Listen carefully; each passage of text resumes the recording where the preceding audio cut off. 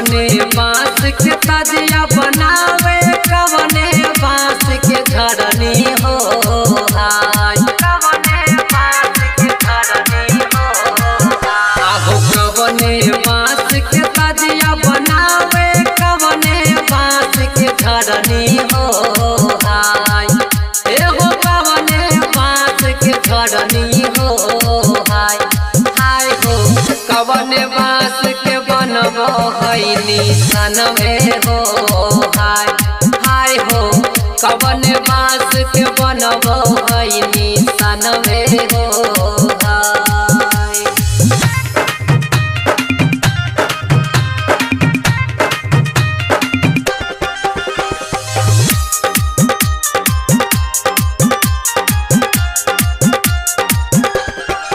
पकले बांस के तजिया बनावे फकले बांस के धरनी हो फकले बांस के धरनी हो एहो पकले बांस के तजिया बनावे फकले बांस के धरनी हो आय गो फकले बांस के धरनी हो हाय हाय हो कच्चा के बांस के बनबो है निशान में हो हाय हाय हो कच्चा के बांस के बनबो है निशान में हो हाय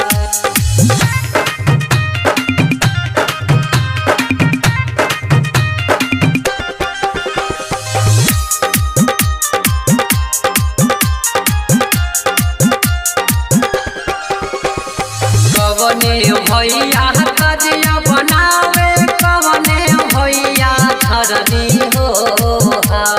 कवने भैया धरनी हो एहो कवने भैया तजिया बनावे कवने भैया धरनी हो हाय एहो कवने भैया धरनी हो हाय हाय हो कवने भैया बनबो है निशान में हो हाय हाय हो कवने भैया बनबो है निशान में हो हाय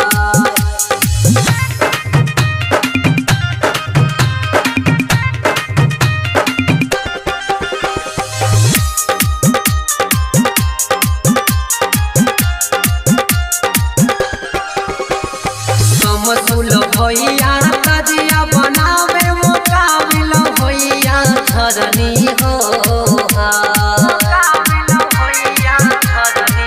एहो मोती भैया तजिया बनावे रवाना भैया धरनी हो हाय एहो साकिर भैया धरनी हो हाय हाय हो भैया निसार बनाबो है निशान में हो हाय हाय हो साहेब नईम गफार बनावे निशान में हो हाय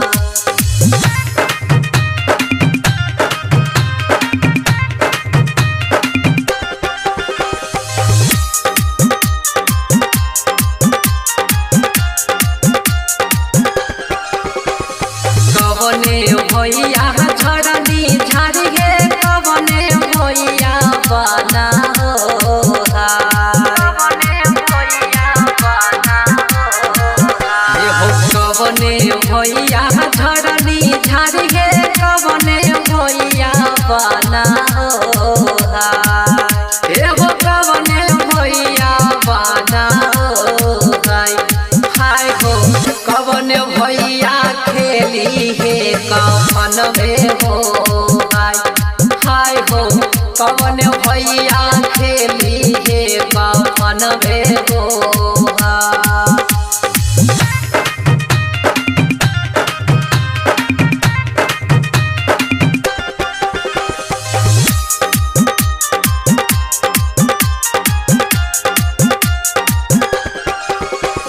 नजरुल भैया धरनी झाड़ी गे दाऊद भैया बना हो एहो समसाद भैया धरनी झाड़ी गे साबिर भैया बना